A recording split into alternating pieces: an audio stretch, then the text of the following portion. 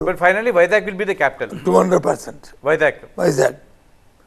చెప్పినట్టున్నారు కదా ముఖ్యమంత్రి నేను చెప్పినట్టు వైజాగ్ విజన్ అని చెప్పి 3 months బ్యాక్ వచ్చారు సార్.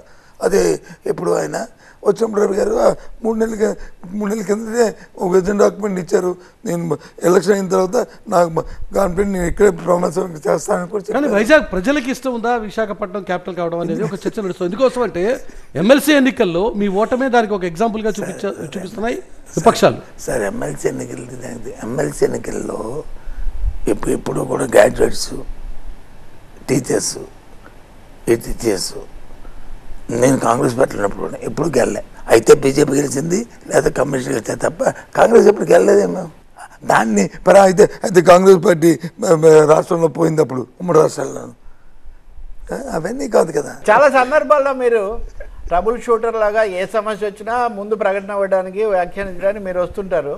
అదేవిధంగా నిన్న మీరు బీజేపీ మీద నరేంద్ర మోదీ ఇక్కడికి వచ్చి జరిపిన పర్యటన మీద, అలాగే విశాఖ ఉక్కు, ఉత్తరాంధ్రకు సంబంధించిన అంశాలు అంటే వైసీపీ వైఖరిలో ఏమైనా మార్పు వస్తుందా? గతంలో బీజేపీ మీద మీరు ఇంత సూటిగా విమర్శలు చేయలేదు. జగన్ కూడా, ముఖ్యమంత్రి కూడా నిన్న సభల్లో గాజువాకలో వాళ్ళు వస్తే విశాఖ ఉక్కు తీసేస్తారు ఈ విషయాలు మాట్లాడారు. ఇది ఏమన్నా మీరు మార్పును సూచిస్తుందా?